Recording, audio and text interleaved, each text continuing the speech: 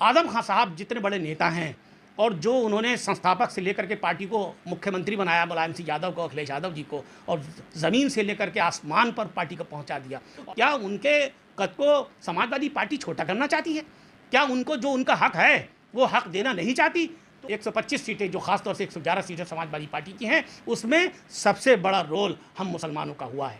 तो हमारा तुम नाम नहीं लेना पसंद कर रहे हो, नेता प्रतिपक्ष का नाम आ रहा है तो आप खुद बन रहे हो, मुख्यमंत्री का मामला आता है तो आप खड़े हो, राष्ट्रीय अध्यक्ष की बात आती है तो आप बन रहे हो।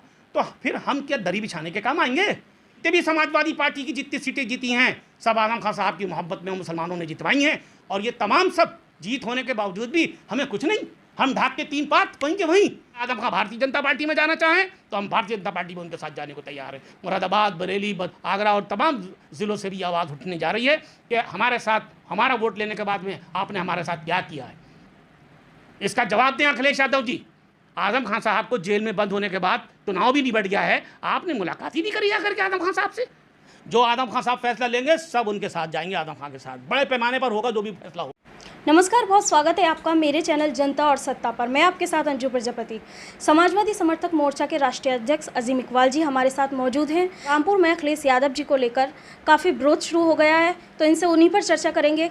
जी, क्या कहना है? मैं आपके चैनल के माध्यम से ये कहना चाहूँगा कि जो दर्द बयान हुआ है समाजवादी पार्टी कार्यकर्ताओं की जानिब से, और ख़ास तौर से हमारे आज़म खान साहब की मीडिया प्रभारी फसाद अली खान शानू खान साहब के माध्यम से, तो ये दर्द हम सबका दर्द है जो उन्होंने बयान किया है, और ये टीस मन में काफ़ी समय से उठती आई है और उठ रही थी। और हमने बीच बीच में माननीय अखिलेश यादव जी से इस बात को लेकर के मांग भी की थी कि माननीय आज़म खान साहब के लिए पार्टी का एक बहुत बड़ा आंदोलन होना चाहिए, लेकिन वो बहुत बड़ा आंदोलन ना हो करके छोटा छोटा वक्तिया उन्होंने एक दिन का आंदोलन करके, क्रमिक आंदोलन करके उन्होंने उसको इतिश्री कर दी थी। एक खाली खाना पूर्ति वाला आंदोलन हुआ। लेकिन आजम खान साहब जितने बड़े नेता हैं और जो उन्होंने संस्थापक से लेकर के पार्टी को मुख्यमंत्री बनाया मुलायम सिंह यादव को, अखिलेश यादव जी को, और ज़मीन से लेकर के आसमान पर पार्टी को पहुंचा दिया, और आज भी देखिए 10वीं बार जेल में बंद होने के बावजूद भी वो चुनाव जीते रिकॉर्ड वोटों से। तो क्या उनके कद को समाजवादी पार्टी छोटा करना चाहती है? क्या उनको जो उनका हक है वो हक देना नहीं चाहती? तो इससे मैसेज गलत जा रहा है मुसलमानों के दिल में, क्योंकि हम तमाम मुसलमान एक तरफा होकर के समाजवादी पार्टी को वोट करते हैं, और जो ये 125 सीटें जो खासतौर से 111 सीटें समाजवादी पार्टी की हैं, उसमें सबसे बड़ा रोल हम मुसलमानों का हुआ है।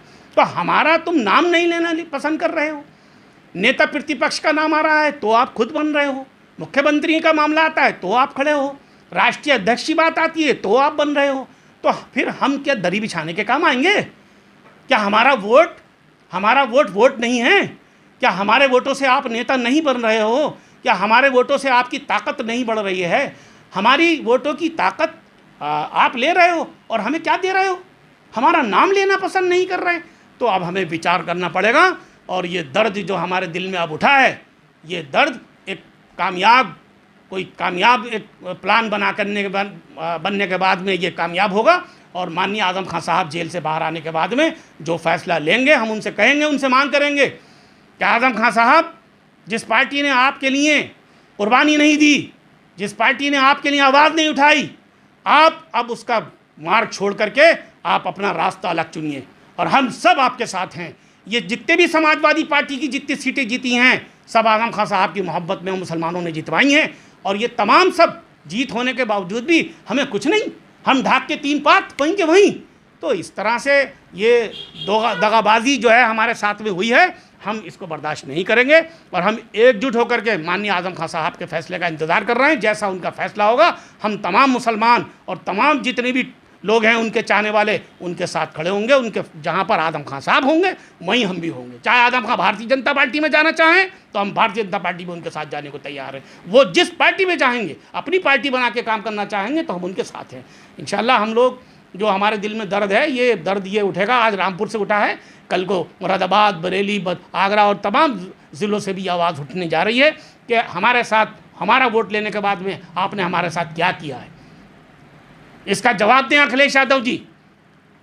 आज इतने दिन हो गए हैं आजम खान साहब को जेल में बंद होने के बाद चुनाव भी निबट गया है, आपने मुलाकात ही नहीं करी जा करके आजम खान साहब से। कोई परिवार का आदमी आजम खान साहब से मुलाकात करके उनकी पीड़ा जानना ही नहीं चाह रहा है। आखिर क्या सोचेंगे फिर आजम खान साहब? उनको मजबूर होना पड़ेगा एक फ़ैसला लेने के लिए। मजबूत फ़ैसला लें आजम खान साहब, हम उनके साथ खड़े हैं इंशाअल्लाह। क्या लगता है कि मुसलमानों की आवाज़ को कौन उठाएगा? क्या आजम खान का फैसला रहने वाला है? आजम खान साहब एक मजबूत विपक्ष के तौर पर एक काबिल नेता हैं और उनकी सलाहियतें इस प्रकार की हैं कि जिधर वो खड़े हो जाएंगे उधर लाइन लग जाएगी नेताओं की और जनता की, क्योंकि आजम खान साहब ने विकास का काम किया है और लोकतांत्रिक व्यवस्था के साथ सबका ख्याल रखा है। आजम खान साहब के साथ खाली मुसलमान नहीं हैं, आजम खान साहब के साथ में तमाम जाति धर्म के लोग, सभी धर्म जाति के लोग आजम खान के साथ खड़े हुए हैं और उनकी तरफ मुंह बाएं देख रहे हैं कि आजम खान साहब का क्या फ़ैसला होगा। जो आजम खान साहब फैसला लेंगे सब उनके साथ जाएंगे, आजम खान के साथ बड़े पैमाने पर होगा जो भी फैसला होगा। ये थे हमारे साथ अजीम इकबाल जी, जिनका कहना है कि जो आजम खान का फ़ैसला होगा हम उसी ओर चलेंगे और मुसलमानों की आवाज़ और जनता की आवाज़ के लिए आजम खान हमारे साथ हैं। मैं आपके साथ अंजू प्रजापति, जनता और सत्ता, रामपुर।